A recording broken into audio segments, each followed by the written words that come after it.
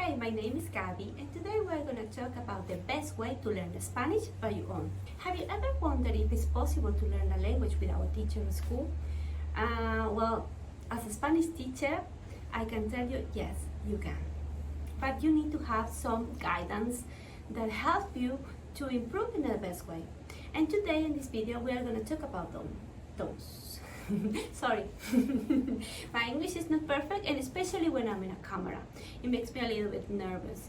But I know part of learning a language is to use it and try to improve it. That's my first advice. So, if you are planning to study Spanish by your own, the first thing that you need to know, or you need to do actually, is to set a goal and ask you why you want to learn the Spanish. Let's say, for example, you want to travel to South America. So if you're planning to go in December, you should think about, okay, in 3 months, I will learn Spanish to travel in December to South America. This is why. I want to talk with the locals. Good. Second step, it would be thinking about, well, how long I'm gonna learn Spanish. If I want to have a basic level, so 3 months sounds perfect, so I will do it every day for 30 minutes a day. Use learning apps. After you have decided when and how you're gonna learn, you need to get an app.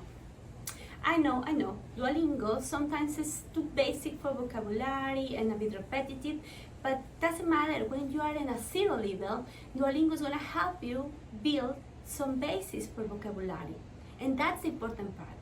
So do it, and do it every day. Be constant in that. That also will help you. Immerse yourself in the language. What I mean with that is, like, in your country, you might find there is places with Latino music, and you can go dancing, or maybe you can meet people in a tandem or an exchange language group. You can find those on the internet for sure. I remember when I was learning German, I opened a website, I opened an account, in a website, tandem.com. I think it's in every country, but then you can select your desired language and what you can offer, so you find people who want to exchange the language. I did that, and I met so many interesting people, so I could practice my German and they could practice their Spanish. It was very win-win situation. And actually, I got a really, really good friend from it that I'm still in contact today. I was not that motivated to learn German, so we were mostly speaking in Spanish, which was great for her because she really learned it. And until today, we still speak in Spanish. I think it's one of the amazing ways to learn Spanish by your own. And also, meet the people, which is fun. Number 4, music. Of course, I always recommend to listen to music, especially because music makes you also have a good mood to learn the language. I don't recommend to hear all the song and try to understand it. That's not the point. The point is to listen some of the music and try to understand few words. Like when I was learning English, I heard the song from, Rihanna, Umbrella. So she repeats umbrella, umbrella, umbrella, and at some point is, what is an umbrella? It's a paraguas in Spanish, okay. Then every time I hear it, I learn it, I knew. So those words help you. You can do that also in Spanish. But please pay attention. I would not recommend it to try to learn the Spanish with some reggaeton. It might be fun, it might sound like easy and fun, but the language is not that, let's say, they're trying to rhyme, they're trying to change words and say it very locally, so you're not gonna learn the exact way how to say it. We can analyze that another video, but it's good to know some words, but I wouldn't recommend it because they are fast, and sometimes I don't even understand when they are saying. 5, podcast. I like podcasts. I want to do a podcast at some point. I really hope I will do that soon. I like psychology, so I always try to listen to psychology and self-development podcasts in English to keep learning, also in German, to don't forget my German, but I guess it's not a basic level. So I would not recommend to go for a very complicated podcast, but I definitely recommend these ones, this or this one. Those are good because they are starting to feel the vocabulary. And if you are in a zero level, it's better if you go slow, right? We don't want to be frustrated and we want to stay motivated, which is very important to learn the language. Number 6, this is also important. Get into Spanish. What I mean with that is watch TV. For some people, it's very interesting learn the language watching TV. This is me. Actually, this is my case. I liked to watch TV in English since I was very young, and then I would learn a lot of phrases, very easy phrases, and in my improvement was good because I also tried to mime the pronunciation, how they do it, and the accents. But what I don't recommend, I always tell my students this, I won't recommend to watch a movie in Spanish. No.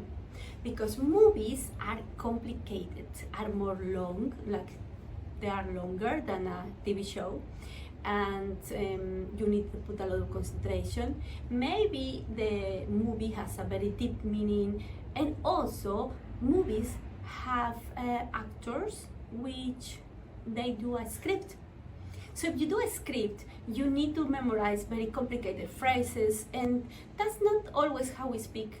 We repeat the same phrases, we have this slang and words like this. So sometimes in the movies it's not that easy to understand them because they are full of slang. So you would not understand for 2 hours or 1 hour and a half, and also very deep context from the movie. So I won't recommend that.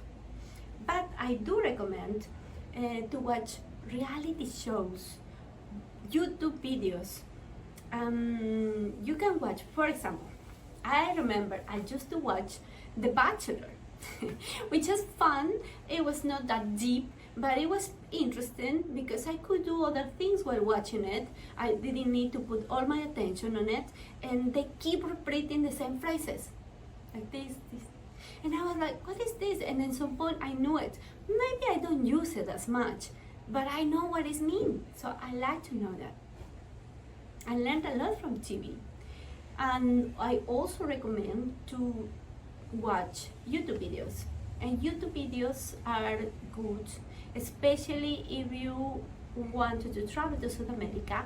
I recommend to watch YouTubers, influencers, or people who is traveling around, so they can maybe show you the spots you want to see in Spanish, which is fun. Let's say you want to be in Ecuador, you want to visit Montanita, so then you put in YouTube Montanita, I don't know, visit Montanita in Spanish, and then you see the video of the person traveling, walking, eating, and doing the things that you might be doing in some point, and that will be awesome because you see it, you hear it in Spanish. Most of the videos are from people from Argentina and Colombia, but doesn't matter, still you are learning some of the words. So I definitely recommend go to YouTube and do that. 7, study grammar. I know that might sound very complicated by your own, but it's not. Maybe you can get a book, an easy book. I don't know. There is many options. I recommend it. I put it in the description. You can check out these options, and they explain you the grammar. They have some exercises. You can try to learn it by your own. Or I have another tip. Of course, you can go to school. You can study with me. Also, this is my website if you are interested to have classes with me or with my teachers. But if you just want to study by your own, my recommendation is come exactly here. You're doing it now. Come to YouTube and then look for basic Spanish grammar, and there is going to be a lot of teachers who are using YouTube as a platform to explain all the grammar rules with examples, and that might help you. You have free resources all the time in YouTube. And there are fun teachers. There are many of ways to learn. There are videos from everywhere. And now with social media, we also have this access to a lot of videos. You can follow in Instagram someone who is explaining rules and grammar and learn every day because they have small posts every day. Or in TikTok, you can have so many options not online for grammar, which is not necessarily to go to school, but it's good because you still are learning from a teacher, qualified teacher, probably. I hope so. But you are learning from someone about the grammar that you can use, and it's absolutely free. Also, flashcards can be very helpful, and because there are studies that have proved that because we have using our hands to write for many years before computers, before phones, and so our brains are very connected with the hands writing. So every time that you write something, your brain make a connection. It's something super anthropological that is already in our minds. So at the moment that you're writing something, you're learning. It gets a bit one step more. Of course, for younger generations, typing in the phone might be the same, but for people who likes to write, this is the best way. So do flashcards. Doesn't matter where, phone, computer, handwriting, whatever you want, but do flashcards. That would help you. And because today I'm very generous and I told you I want to help, I'm gonna put a PDF, an ebook with the most common regular verbs from my course 10 Days Survival Spanish for free. And you can download it in the description, and you have there some of the rules that will help you to learn Spanish in 10 days. And after these 10 days, of course, you can always review this, and these verbs are the most important to use. Download it. It's for free. It's absolutely free. It's just there in the link. Finally, what I'm going to say is maybe not going to be fun, but stay motivated. The only way to learn the Spanish by your own is to be motivated. Easy.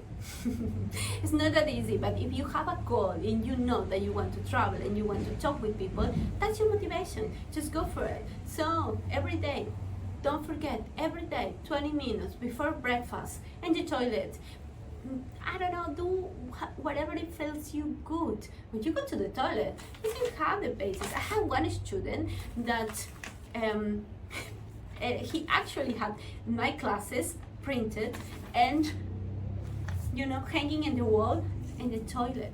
So when every time he went to the toilet, he can see it. It's not because he thinks Spanish is, no. He thinks it's time that he's alone, he can relax. I don't know. He knew that. It was fun. And I think he learned a lot. So if that works for you, do it. Learn it every day. That's very important. Motivation is important. Of course, you want to classes with me or my teachers, you know where to find me. I will be super happy that you join us online or here in Montanita.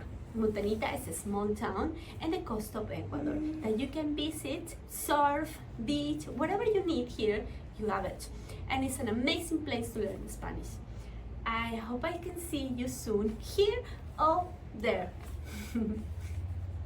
Don't forget to follow us for more advices and for more resources. We're happy to help you to improve your Spanish level.